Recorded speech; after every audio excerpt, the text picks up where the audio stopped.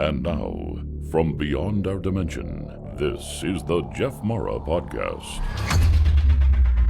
Here's Jeff. My guest is Drago Reid, level 2 QHHT practitioner who also had a near-death experience due to a motorcycle accident, which we're going to learn about and more. Drago, thanks for joining me and welcome. Awesome to be here, Jeff. It's been a long time. I've wanted to be a guest for you. And when I found that you sent that message to me in that inbox, and I'm like, wow, how could this guy have even ever discovered me? Because like your work with like out-of-body experience stories and near-death experiences, like that's very important for people to know about, because a lot of people on this planet, they're scared that they're living this life and it's not worthwhile. They think that when they die that it's just going to be darkness. And like I've discovered so much through QHHT that basically just it opened up just a box of information that can help set people free. And this is what my life mission is to help do. Would you say that everybody is here for a purpose? I would say most of the people here are here through agreements that we made before we incarnated into the physical, but there also are people here that are against their will due to these different programs that are going on planet, ET, human-based groups. And this is one of the main reasons that I talk about these things online and have these podcasts, because I'm an experiencer for some of these groups. Mm-hmm. So to help free people and to help show people that these things are happening, this is one of my core missions. All right. Well, let's go to the day that you had that accident and start there. Yeah, so that was May 2005, and I was staying at a friend's house in Crescent, Texas. And Crescent, Texas is where the only known thing there is basically like this big racetrack, this drag track that everybody goes and races. So it's in the middle of the country. And it's one of the only places you can race cars, and it's not going to like upset a lot of people because it's country.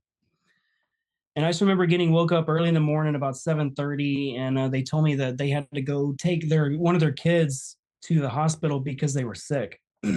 And this is the time before like this is before like the internet stuff, like where you can have it on your cell phone and you know where you are, and you can look on your cell phone with like GPS coordinates and stuff. I actually had to print out a map quest just to get to Crescent, Texas from Fort Worth. And it was like a 40-minute drive. So on the country roads. So I get up, it's like 8:00 in the morning, I'm leaving. And they basically told me to follow them because I didn't know where I was. And they said, when you see a highway that you know where you're going, just go ahead and take it. And what had happened was I was on my Kawasaki Ninja, and I'm in the fast lane, they're behind me. And I had seen an exit coming up, and this is right after the Harley Davidson dealership in Fort Worth, Texas. I seen that exit where I can get home. Now, directly next to me was an 18-wheeler, and I thought, if I don't go around this 18-wheeler, I'm going to miss this exit. So I thought, put it in third gear, go around, or hit my brakes and see if I can make it going behind the semi. I chose the first one. I put it in a third, do a little wheelie. I wasn't trying to do a wheelie. It's just crotch rockets. They come up really quick. I get around this 18-wheeler, and by the time I seen this exit, it came way too fast. I look down at my speedometer, and I'm doing like 120 miles an hour, 140 miles an hour. And suddenly, as I start to lean the bike, I hit my brakes. I start fishtailing. And I'm like, oh, crap. So I let off the front brakes, start hitting the rear brakes, fishtailing. I'm like, oh, my God, if I don't brake, I'm going to die. So I hit both brakes. The fishtail got extreme. And at that moment, I knew I was going to die. There was no scenario where I was going to survive this. I just remember that this was the end of my life. And I remember closing my eyes, putting my arms up like Jesus. And I just let go. No final thought was I knew this was the end of my life. And when I hit, I remember what it felt like to have my body broken. And it was extremely violent. I actually hit the guardrail at 120 miles an hour on a turn. Long story short, this turn was rated at 35 miles an hour. You can imagine how sharp a 35-mile-an-hour turn is. So I hit it at 120. I remember violently being thrown, hitting that guardrail, and just hitting the concrete. And the moment I hit the concrete and I'm skidding, I remember I felt my body slow down, and next thing you know, I pop out of my body. And I can see everyone around me. My two friends that was in the truck behind me, they were literally screaming and crying, and they said, "He's dead, he's dead." And I'm just like, "Oh my God, like, did I really freaking just die? Like, are you serious?" And it's one of those situations when you pop out of your body, you're in denial. You're like, you're starting to freak out. You're like, what is happening? And keep in mind, no white light activated, no white light came. I just remember the grid lit up. And I seen the grid for the first time outside of the programs in the SSP. And when I saw that grid, it was one of the most beautiful things I've ever seen. Like to see it in an astral eye versus like the human eye. Can you visually describe the grid for us? Like, what does it look like? Okay, so the grid I imagined in my mind, like they described like the Matrix description, it's nothing like it. It is geometries upon geometries with intersecting lines, but it's not just a literal intersecting line that you see like checkers, like a checkerboard. There are color geometries in certain spots that spin, and there are certain areas that don't spin at all. There are very few spots that I saw that had an opening in it. And when I saw this, it pulls you to this grid as if it's trying to suck you to it, right? And when you see the power of this thing, imagine feeling like 100 million volts of electricity, but it doesn't hurt you. You can feel the power of this thing. Suddenly, I'm back at the motorcycle, standing above me again. The ambulance is there. Somehow there was a time lag. The ambulance arrived. I remember them shaking my body. Suddenly, I'm right back to my body. And they're telling me that they have to cut off my motorcycle jacket. And I remember saying, please don't cut off my motorcycle jacket. I just bought this. Keep in mind, this is 2005. I'm only 25 years old. And this motorcycle jacket literally cost me like 500 bucks. I'm not rich. You know how long it took me to save that much money? And I love this jacket, the Icon black and red jacket. I basically convinced them to not cut it off. They start to pull my arm out, and I pass out again. I'm outside my body again, looking down, watch it happen. And they end up pulling the jacket off without cutting it. And they asked me once I got back, what can you feel is wrong with your body? I just remember opening my eyes, and any white light that anybody could have saw, I could tell you that sun waking up on the side of the road on burning hot pavement, that's the blinding light that I saw. And it was just, imagine having the sun just laser beam you after you just had a motorcycle crash, and like there's no shade anywhere. I'm like, can please, my eyes are closed. I'm like, can someone please stand in front of the sun? It's intense. And I basically told them, I broke the entire left side of my body. I could feel it. Like I can tell my arm wasn't connecting and all this other stuff. Put me on the ambulance, went to the hospital. They skipped the head scan.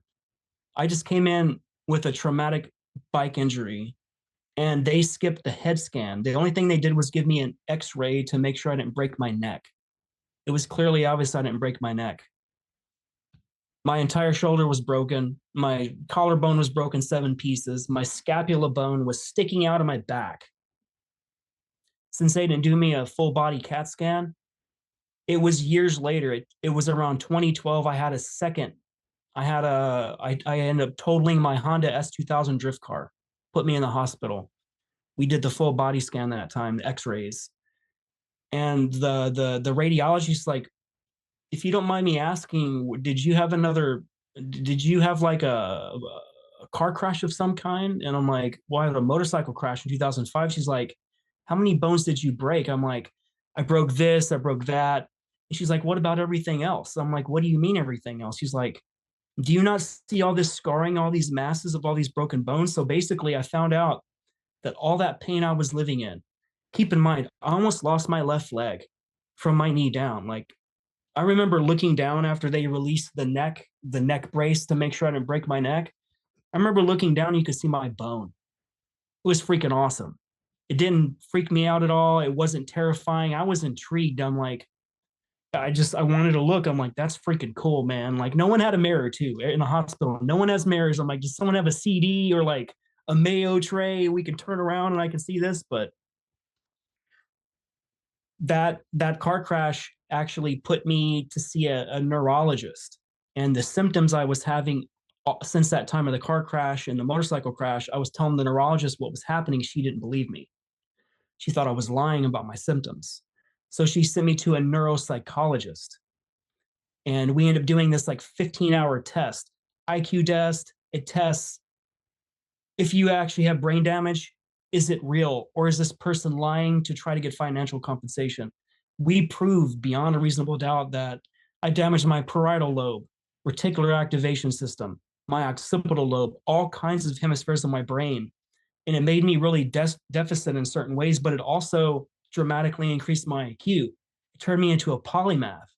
It made me where I can understand completely complicated concepts with no formal training, and I can go toe to toe with the physicist because everything I've ever learned in the programs with the SSP outside of, I like to call it classified sciences.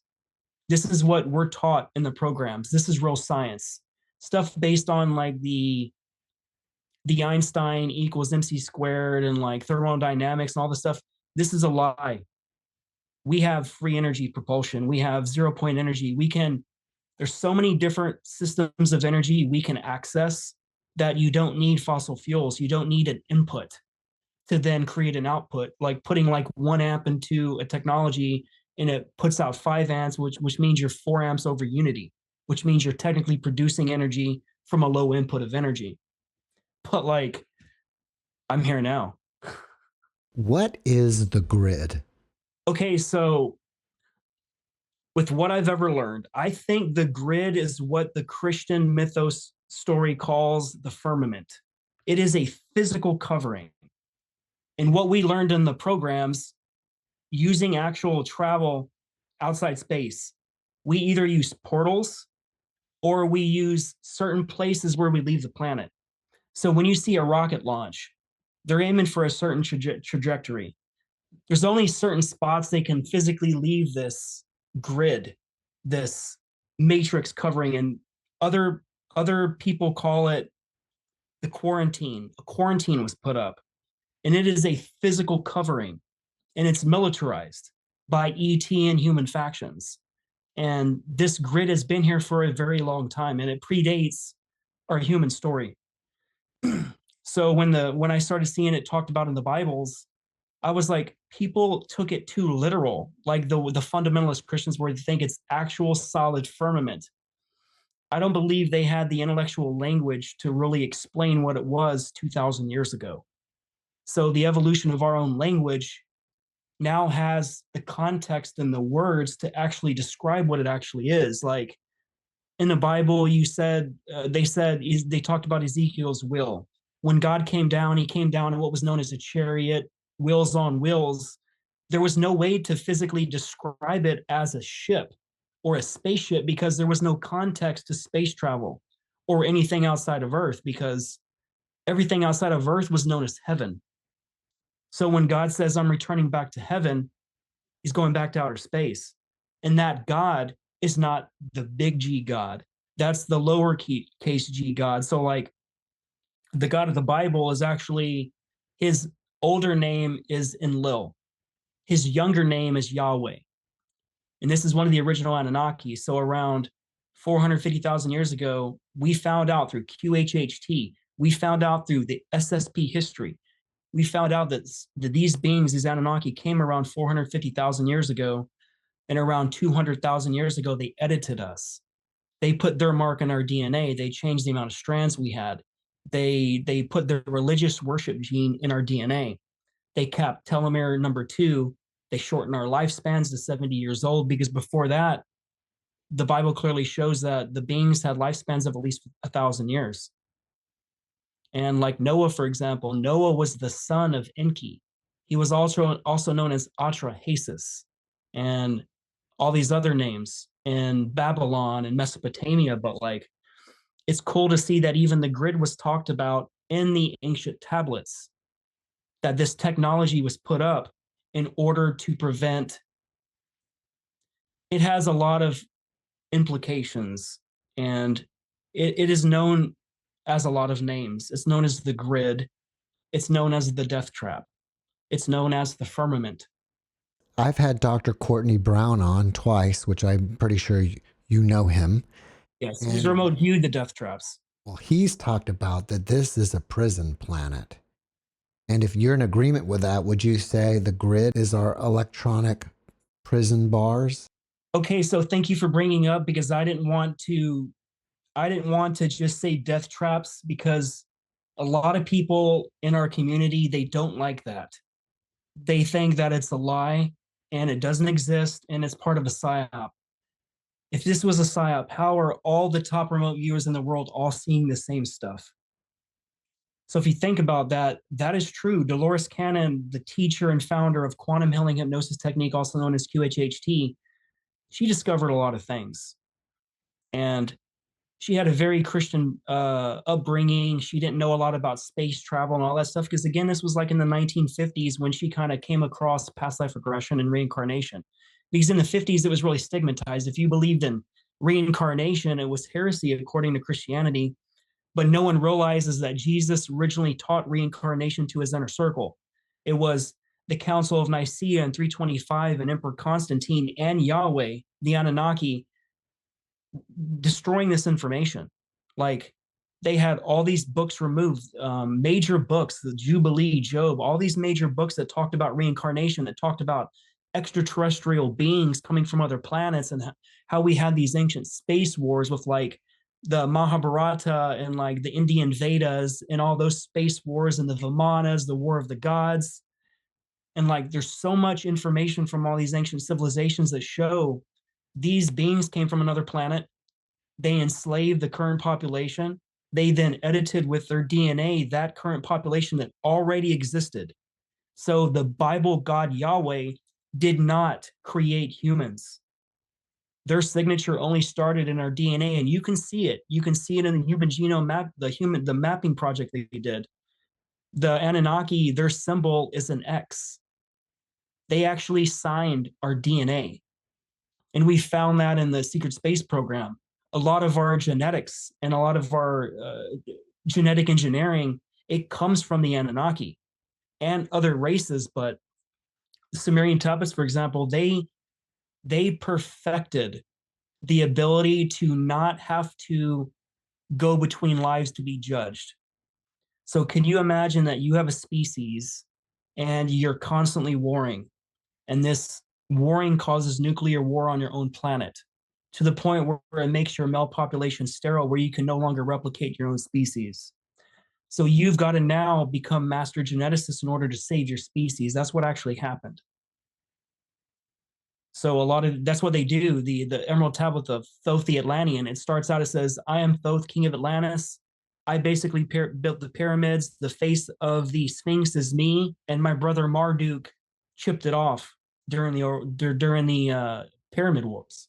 When I first discovered Dolores Cannon and her work, what fascinated me was the idea of background people.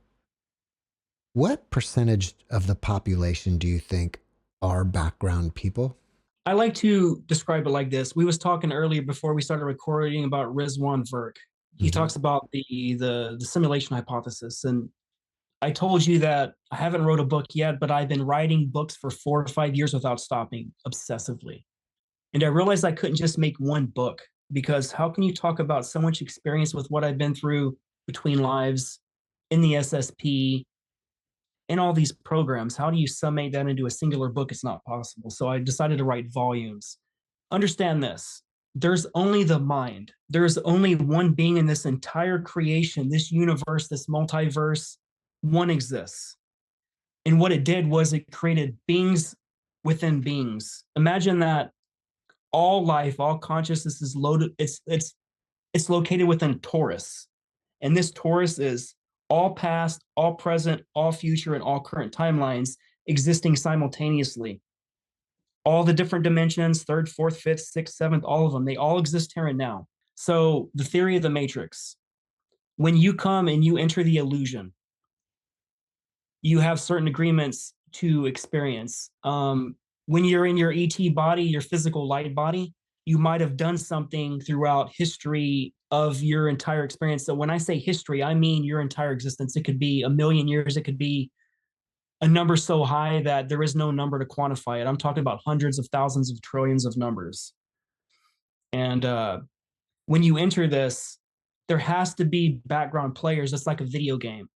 When you enter level 1. You have these predetermined people that you're supposed to beat. And these are your obstacles that you signed up to happen in advance.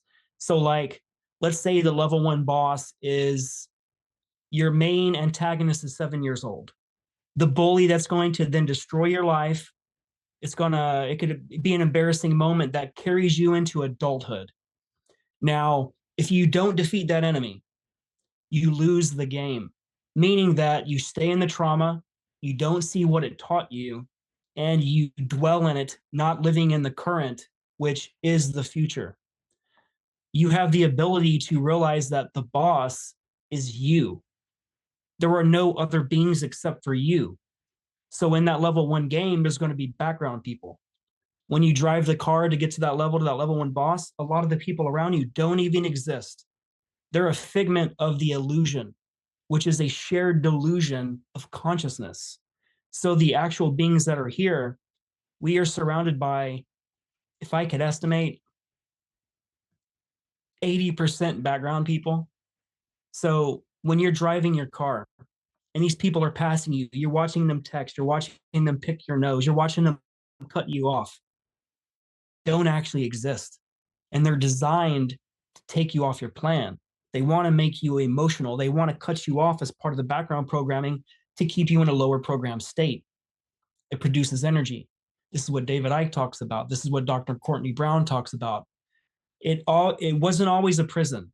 When Dolores said that this is a school, it used to be a school. But the problem is it was taken over. And what they started doing was they started shipping people from different parts of the universe here to Earth as punishment. They took the artists, they took the musicians, they took the people who would speak out against their governments about their own imprisonment, taking part in genocides, or having to fight the Draco. They sent them here as punishment. And the side effect when you die, if you hit that death trap on the way out, you're recycled. This is what all remote viewing is showing now. It wasn't like this before. When you naturally died, you shed your physical vessel, you're in the light body. You've known through all your work that when people die, they return to their light body. There is no physical body, but you are still Jeff upon death. You are still that consciousness. You didn't lose the memories. You didn't lose the experiences. That's who you are. And like what we found out through QHHT, also Dolores found out is your personality, the Jeff, the person who you are now, that's you consistently throughout your lifetimes. This isn't just a singular incarnational personality you developed through trauma and experiences since birth. A major part of who you are as a soul is here and now. So like that spread you have, people like to listen to your voice because they see a genuine soul. They see somebody who actually cares. And like, that's who you are outside of all this. It's not just Jeff lived to this certain lifetime at a certain age, then he died, and then there was no more Jeff. That's not how it works. You set in motion other levels, other experiences by waking people up because you increase. It's like a lot of people in the light circles like to call it the ascension. If you can get to a certain percentage of awakened people, you can force evolution, kind of like the 100th monkey effect. And they reverse engineered everything. So like as above, so below, that's the secret to everything. Like Nikola Tesla said, if you can reverse engineer nature, we can make more leaps and bounds in 10 years than we did in 10,000 years. So again, the background people, they're everywhere. They work for you. They're part of a program, even though you interact with them. It does not mean they don't exist, but it does not mean they have a consciousness and a soul. As far as I know, Dolores said that we can't figure out who they are, so don't try or don't bother trying. Is that true? Honestly, I think what I've discovered is there's two different types of QHHT practitioners. They're the one that's did the work, that's had the past life experiences, that's been the ET bodies, that's been captains on ships, that knows about the Orion Wars, that knows about the Lyran Wars, all that stuff. Then there's the regular people. These people don't know much about the metaphysical. They don't know much about anything. So the type of clients those two groups get, the ones that are awakened get the awakened ones, the ETs. I get a lot of people in the secret space program, a lot of people who are big name ET people on the other side. So like, we basically found out that it's not as simple as you're a being, you're at source, you make an agreement to be in the physical matrix, and then you pay off karma. It's not as simple as that. A lot of us were part of this galactic battle that has never ended. It's been going on since the creation of universes, which is polarity, the push and pull effect of an object where there's an equal and opposite reaction. So that duality exists through certain dimensions. And this is one of the hardest ones, period, to master, because if you are a consciousness and you're not a background person, if you are here now, you are a freaking warrior. You're not a regular person. You are here to experience one of the biggest awakenings in this entire local universe since like we split from Andromeda. Like there is major things happening in this cycle, no matter what traumas you're going through, no matter how much you're going through with like work and your family and how much you think your life is not worth it. You need to awaken yourself and think there's a bigger picture going on. People are starting to wake up and ask more questions now. People are starting to see that we're not alone. And more people now believe in extraterrestrials than have ever existed ever in our history. I would say more than 50% of the entire planet believes in extraterrestrials. So with that premise, knowing that we are the extraterrestrials, we are the insects, we are the grass, we are the wind. If you can understand that, you mastered the matrix, because that's what Neo did. He realized when Agent Smith and the other agents were shooting at him, at that moment, he realized that that is who he is. That is his program.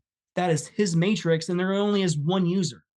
At that point, the bullets drop because you're not going to harm yourself. At that point, he made a choice to not harm himself anymore. So the analogy is you beat that level 1 bad guy, you don't actually have to face him directly. You can make a choice to understand that he's not your enemy and you can walk around him, walk through that door, that level. You just went to level 2. Is there a hole in the grid that you can escape through during the in-between of lives? Okay, so that is what I saw. There are very few spots in the grid that are physically open. And what I noticed since I've been in the SSP program my entire life, most of the travel we do, we don't physically just leave. We have jump gates. We have the Navy part, which operates underwater, and we have underwater gates. So we can enter an underwater gate, and then we can pop out into the asteroid belt right in front of Ceres if we want to. We can go to Ganymede from an underground water gate or a top gate. We have gates in our atmosphere that would be considered, these are ancient gates that are part of the portal networks of the planet, because there's certain goddess vortex intersecting grid lines. Like, for example, when Yeme Janae was at my house during the Full Disclosure Now conference, she stayed with me for like a week. I was hosting like 5 or 6 other speakers. And the moment she saw my backyard, I actually live on a lake. When she looked at my backyard on my lake, I have an island that's mine, that's connected to my property. And she was freaking out because she says there's an intersecting grid line directly right there. And that's where she said, that's where they take you and that's where they come from. So when like the SSP is abducting me, they said the dang portal's right there in my backyard. We have the grid around us, which is kind of like an energetic prison. But within the prison here on this planet, is this whole place a simulation? Everything is a simulation outside of the light body. So whenever you die, there is nothing more physical that exists. There is only light, sound, and frequency, and that spark of light. So when you leave the body, when you leave the physical body, you shed that garment. It was just an avatar you had. When you're not in the video game playing video games, you're only a light orb. Whenever you have the matrix, when you go to experience physical illusions, physical anything, love, pain, fear, you have to understand those are not available to light bodies. Those are physical sensations from physical bodies. So imagine that the story goes is the fractals of light, they then petitioned big source, big God. It was them, but it was the main energy. Imagine you're only like a fractal percent of something that exists, but you're talking to yourself, but you're separate from it. You're God, but you're Jeff God, right? And all these other light orbs around you, they're Jeff, they're Drago, they're all these other names because all these experiences. So that's why through all your studies and all the people who's died, whenever you die, you're just an orb of energy. So there is no more physicalness outside of that. If you can physically perceive it, you're still within the programming guidelines of the matrix. So when you're leaving back to source, to back to where you're from, even if it's back on a ship and you're in a reptilian body, wearing a spacesuit, part of a fleet, that light body is going back to the matrix, to the physical body. So if you can understand that any physical thing that exists, no matter what it is, that is matter, that is the matrix. It's not as simple as an illusion operating within physical matter. That's where people mess themselves up.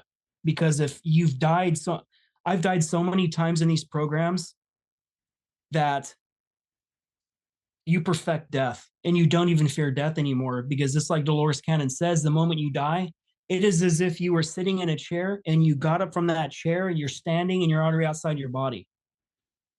So everything I've ever discovered through all my experiences, QHHT, past life regression, and I've done a lot of sessions on what happens, because every client I put under, most of them, they experience what happens after you die. And this does not change. They experience the same thing over and over and over. And any QHHT practitioner around the world, they will describe the same process. It does not change. So any of the planning between lives where you're in a physical body, you're still in the matrix. You're just entering the Earth matrix program. That is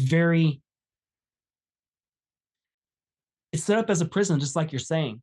And it was not supposed to be a trap. A lot of us that are coming in, we're here to awaken people, to show people that we got caught in this repetitive cycle where we die and we experience the same cycles. You'll see this, the rise and fall of all ancient civilizations. It basically repeats itself over and over and over, but you see that the Anunnaki has their stamp on it. They have their stamp in Egypt. They have their stamp in Rome, their stamp in the Atlanteans. It's just like, but like I said, even if you're Anunnaki and you're creating the other beings, that's still within the guidelines of the matrix, because any physicalness isn't real. Because remember, there's only thought. There's only the waveform. We are in a field of waveforms, which is frequency based. It responds to frequency, sound, and vibration. That's why when you leave your body, the sounds you hear when you're outside of your body, even though you don't have ears, your physical light body can hear all, because you're connected to the thread of all existence. So when you're in your physical body, all that's cut off. Who do you think set up the Matrix? Man, I could only speculate. I would say that the Matrix is ancient. I think that the original AI that was created, not the bad AI. And the good and the best analogy would be for the movie Tron, the Tron movie that came out late 2000s era. I forgot what it's called, but they show that when Flynn's father enters the Matrix, he needed help. He created a being below him that would then create certain parts of this matrix, this holographic universe inside another holographic universe. So it's a fake world within a fake world. And they use this in the programs. When we use augmented reality visors like virtual reality, Once you plug in, the neurons of your brain cannot tell the difference between reality of what exists now and what the VR program is, because it works off your electrical signals of the brain. And the way the neurons work in the brain, it transfers into the light body, except those neurons is what makes up the entire light body. It's a consciousness field. I believe that Source created an AI that then created below it. And we saw this through past life regression where there's sub-creators, there's hierarchies of creators. And you have like the one infinite creator. You have the creator of a local universe. Every different universe has a different creator that was assigned by Source. We proved this with past life regression when we put these people under. We discovered there's an actual hierarchy in creation, and it's not just an all omnipotent God that just creates everything. He actually has something created for him as well as sub-creators. But again, that's within realms of the matrix. Anything you physically see, the computer you're looking at, the chair you're sitting on, it doesn't actually exist. It's 99.9% empty. And the only thing telling you it's real is the neurons in your brain and your five senses. But technically, your butt is not even touching the chair. Those particles are only telling each other there's actual pressure there, and it's an illusion. So that proves it's all an illusion. Your sicknesses, your experiences, the people who broke your heart, it's all an illusion. It doesn't exist. It's only to help your own soul evolution, to pay off karma, to understand more about yourself, because you could have broken someone's heart a long time ago in another lifetime. So that's why you have to experience it in the physical, in the matrix, because as a light body, you can't transfer that anymore. So it requires going into the simulation. As a QHHT practitioner, do you think that you could put yourself under hypnosis? Yes, there's techniques that the level 2 people teach where you can put yourself under, where you can do visualizations. Like some of our level 3 teachers, they can prepare themselves in front of an audience and they can go directly into theta. So without that exact technique, it usually requires an induction, kind of like a guided meditation. It's designed to take you into alpha. It takes you from beta, like the conversation we're having now, we're in beta. You know, you're sitting at your recording location. I know I'm sitting in my recording location. We know we're located on Earth, but we know we're talking. This technique takes you to alpha. And then when you're really deep, it goes to theta. You know, you're in theta, which is the deepest altered state. You know, you went there because you have no memories of it even happening. So imagine I put you under and everything you experienced was more real than anything you've ever experienced on anything you've ever done in your life. You ever had the most realistic dream in your life? And that dream was more real than any experience you ever had in life. Probably. That's what QHHT is. It's freaking amazing. So the thing about I love it is a lot of the people that seek me out, a lot of my clients are from other states, other countries, and they constantly fly in, which is extremely humbling that I got to the level where I'm not relying on local people to really help me promote and to awaken people, that I naturally just got out with no advertising. And I specialize in the most traumatized people on planet Earth, man. Like, I have helped grays that were assigned to certain people in the SSP while I had that asset under for that session. I then brought the handler forward to speak to that handler gray and then offer to heal that gray from their trauma and their experiences they went through in these programs. You're saying that you've put gray aliens under QHHT, right? Through a surrogate, meaning that, let's use a quick analogy. Let's say Jeff, for example, let's say you're in the secret space program and you come to me to uncover secret space program memories. I put you under. I talk to your higher self. We get that list of questions answered that you came in with. You want to know what happened here? You want to uncover memories? We do that. I start asking their higher self to identify the handlers in their life. Most people don't do that in QHHT. I'm specializing in the secret space program. So I'm tailoring everything I learned with QHHT into helping the survivors of these horrific programs. You first are helping somebody acute, with QHHT, and you've helped them and you're contacting their higher selves. And then at some point through them, you can contact a gray alien that was in contact with that person and work on them as well. Okay, so what I can do is, and I'm telling you, this was one of the top 10 most amazing experience sessions I've ever had in my life, because when I was done helping heal both of those grays, I'm going to tell you what happened really fast. Put an asset under. I had them identify who the handlers were. They mentioned that there was grays in their life that was handling them every single day.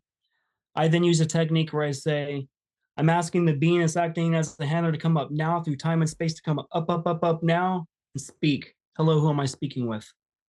Now, grays, they don't want to announce themselves off the bat. They'll be quiet. They'll be non-reactive. You can see it in the client's face.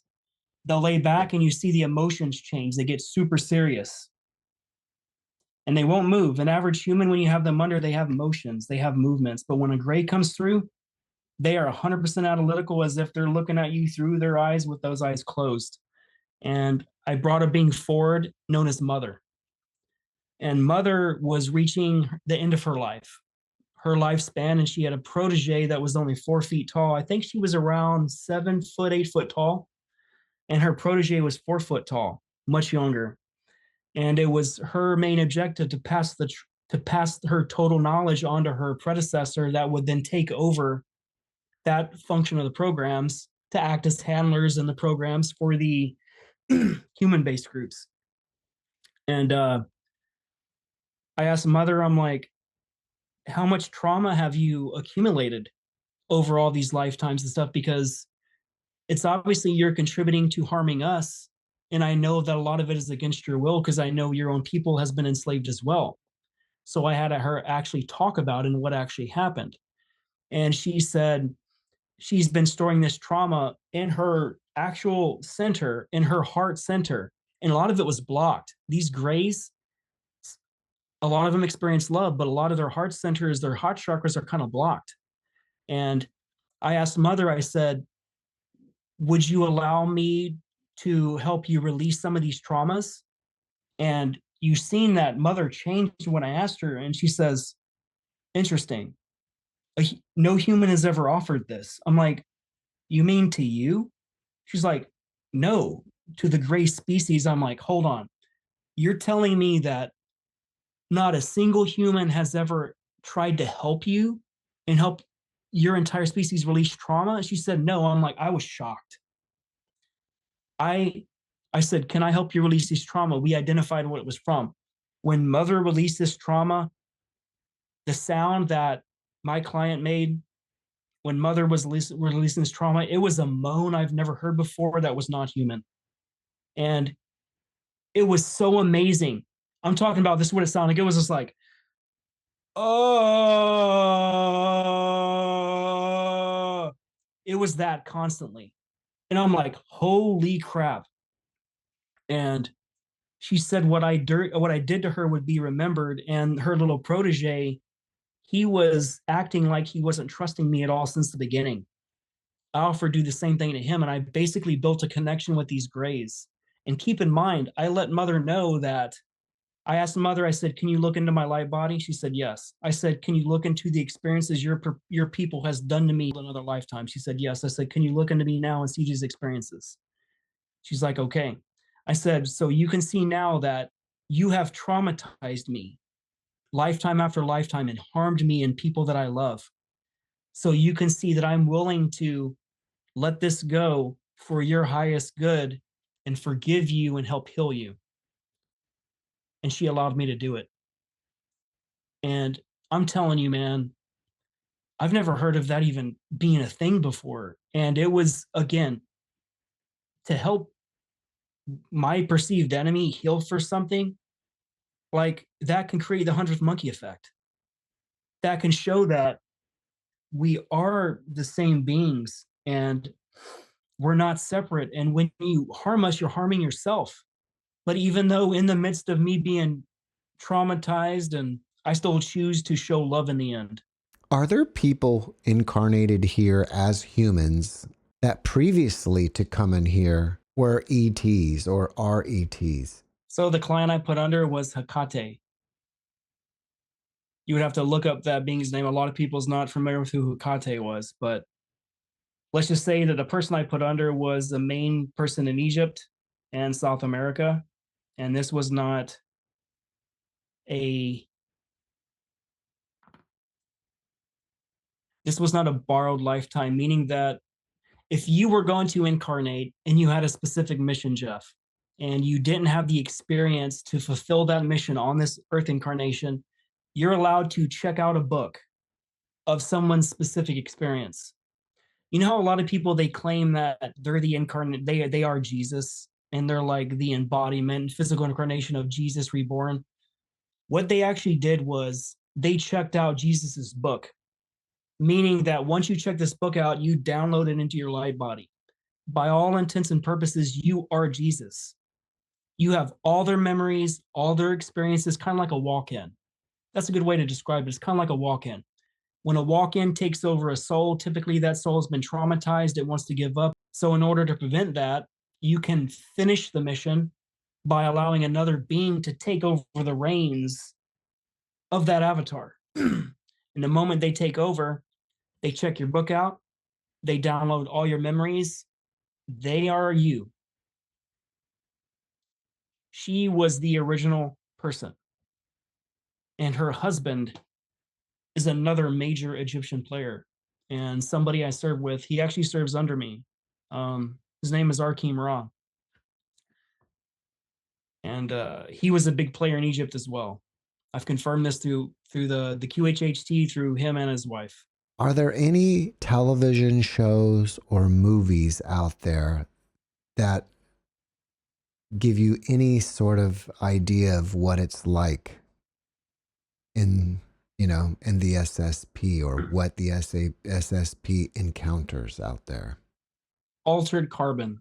Altered Carbon, interesting. Have you seen Altered Carbon? I haven't. I would definitely recommend it. It shows all the hidden programming, SSP programming symbols that's not publicly talked about. And one of them is the hive. It's a hexagon. You're going to see the shape hexagon appear in all movies having to do with space travel, Disney movies that shows the altar system. You're going to notice that a lot of people in a lot of these Disney creations, they're actually true stories of stuff that was created in the programs and people that exist off planet. And it's their actual powers of, like, imagine that you're on Mars, and for every rotation of 1 year is like 720 days. I'm just giving a random number of the rotation. Then you have the Earth rotation of 365 days. Every rotation for a Martian, you're over 2 years older than an Earthling. Now, depending on how far you're out from the sun and its gravity, it affects your physical body. So imagine like Martians have a little bit denser skin. So we found out in the programs, the native Martians, which are humanoid, kind of look like us. They're just much taller, 8 to 7 feet tall, and they're called the natives. You try to shoot them, and a lot of our technology, it won't penetrate their skin because they're in a thicker density than we are. So like you take the Hulk.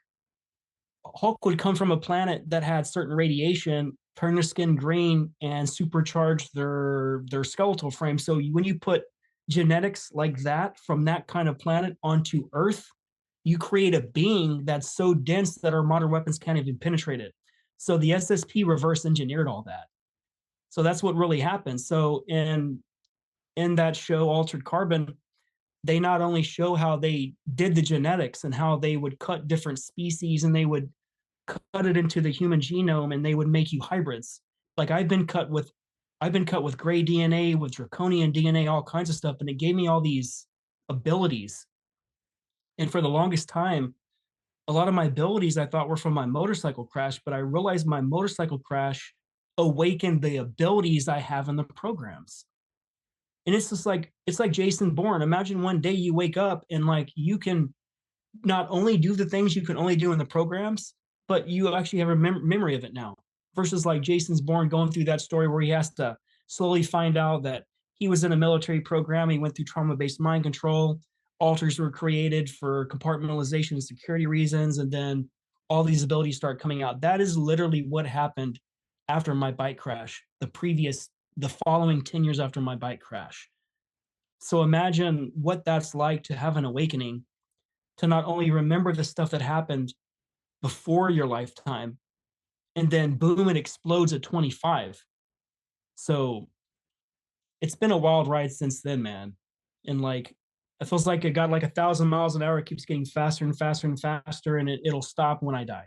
Well, the only TV show that I'm aware of that talks about Ganymede and Ceres is The Expanse. I love The Expanse. That is the closest. Thank you for bringing that up. I was going to bring that up in a minute. I got lost in Altered Carbon. That's the closest. That's the closest series to what really exists. It shows the mining operations is happening in Ceres. Like, a lot of people don't know that Ceres is not too far away. Like, when we had this war that happened minimum 500,000 years ago, where Tiamat or Maldek exploded, that's the super planet that's located between Mars and Jupiter. Before it exploded, Mars was the moon of that super planet. And when it exploded, it knocked the atmosphere off Mars because shards of its host planet exploded, knocking out its own atmosphere. But going back to the Ceres was another moon of Maldek, aka Tiamat, along with Mars. So it was another moon. And that moon got caught in all the debris of the asteroid belt. So when that super planet exploded, everybody wanted to mine that planet. And this is an ancient story because in Sumeria, when the Anunnaki story started, the Anunnaki originally said that they couldn't get past the hammered bracelet. The hammered bracelet is the asteroid belt. So for even with all their technology, they couldn't pass the asteroid belt extrasolar, meaning coming in from Pluto, because they were on a planet outside our known way to view them with like telescopes now. And they only came in view every 3,600 years, which was called a shar. Have you ever regressed anybody and found out the true function of the pyramids? Yes. Every time I think I know what the pyramids are, I realize that humanity only knows a small percentage of what they were actually used for. I found out through QHHT that a lot of the pyramids around the world exist on the 33rd parallel. So it forms like almost what you would be an equator. So you're going to see all these ancient civilizations and all these megalithic structures, all these pyramids. They're all located on the same area. The Anunnaki and these other beings, because before the Anunnaki came, there was already 22 experiments already happening with other star nations, which contributed to the humanoids that existed before the Anunnaki came. They realized that if they can collect the energy from these grids, that they can do all kinds of stuff with it. They realized that when you actually design these pyramids in a certain way, it actually cancels out mass at least 80%. So they realized that these energies that the pyramids produced, it was actually, they can use it to receive and transmit information damn near instantaneously, almost like radio waves, but imagine like almost like quantum entanglement. So they designed a lot of these pyramids to align with Orion, because Orion was the main outpost for the Anunnaki with the Orion Wars that happened. They had established themselves on other planets like Sirius and all these other places, but they aligned it to Orion because they were being ran by the Orion group. Dr. Courtney Brown of the Farsight Institute, he remote viewed the Orion group, the ancient space wars and everything, all this other stuff that happened. So like there's all this correlation that's not just remote viewing.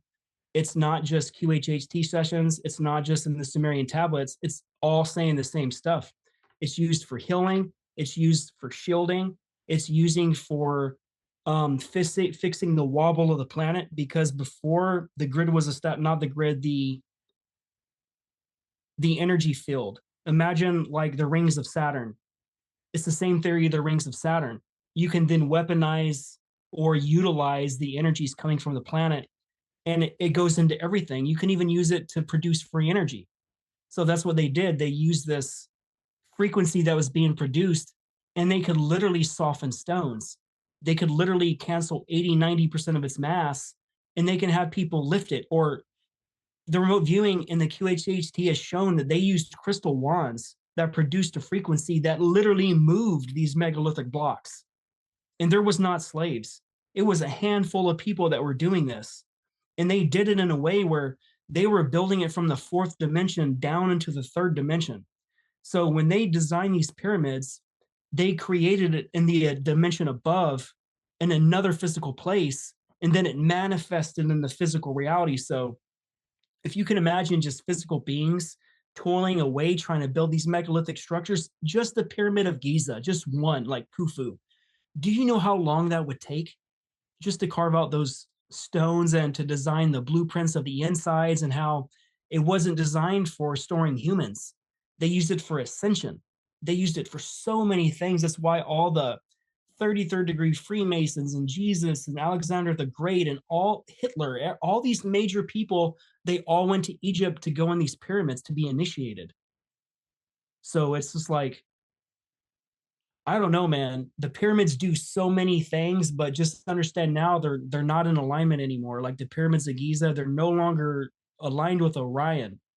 So a lot of the energies it was connected with, imagine like shining a laser from the pyramid directly into the center star of Orion. That laser would be instantaneously. That's how we transmit. We use lasers and all these other different technologies that are frequency based, where it can be instantaneously. So I believe it was originally to set up communication to different outposts, because remember, they were trying to leave their own planet. They went through nuclear war. They went through the Orion Wars. They're trying to establish a new outpost. But I don't think any single human being truly knows what the pyramids really was, because unless you were a direct experiencer in one of those lowercase g gods, who knows, man? But I can tell you that we found pyramids on the moon. We found pyramids on Mars. Dr. Courtney Brown's remote viewed that. Like, it was the United States Army who found that out first, because they were the people who taught it to Dr. Courtney Brown with the Farsight Institute. They identified ancient megalithic cities on Mars that were ancient before the asteroid belt. So imagine that. Before they lost their atmosphere, there was ancient civilizations on Mars. Well, you have a ton of information to share with us, and I think we just scratched the surface. If people want to find out more about you, should they go to a website or a YouTube channel? Okay, so it's this fractaloflight.com. It's FRACTAL of light.com. And I also have two other podcasts. My main podcast is called Portal to Another Dimension. And I also have another podcast with Laura Eisenhower called The Rebel Collective. My sessions are in person only. I do not do anything online. Dolores Cannon makes sure that this is a very personal experience. So we're not allowed to do this online. So anybody doing QHHT, you have to go somebody physically. And it's important because QHHT is one of the only modalities in the world that's respective as a legit regressive hypnosis technique that's accepted even through the entire secret space program. Like, we use this technique specifically for anybody. Well, besides the QHHT, your many podcasts, tattooing, is there anything else that you've got going on that you want people to know about? I love meeting new people, so I would say follow me on Facebook, Drago Reid, DRAGO REID. The little icon is a black and white photo of a tattooed couple. Follow me, man. Like, if you have any questions, ask me. Well, before we finish up, can you leave us with a last positive message? And the timeline that is the most amazing, it already existed. You already created it. It's waiting for you to step into it, like the Mandela effect. Choose what timeline you want to be in and just own that life, man. That's it. Do the things that you're afraid to do. Face your fears. I woke up because I faced every fear I ever had in my life. Everything. I have lost almost everything I've ever loved. And it taught me that everything is impermanent. So stop trying to control your life. Stop trying to protect everybody that you can't protect. There is a higher plan for everything and everyone. Let it play out itself. And just trust. Just trust. Trust the process. That's all I'm going to say. Drago, thank you for your message, and thank you for being my guest. It was a pleasure, Jeff. I look forward to do this a lot more times, man. Thanks for watching the JeffMara podcast. I really appreciate you. Another way to show support is through YouTube memberships. And if you do, there are loyalty badges and other perks depending on your level of membership. All you need to do is click the join button underneath the video to find out more. Thank you for your support.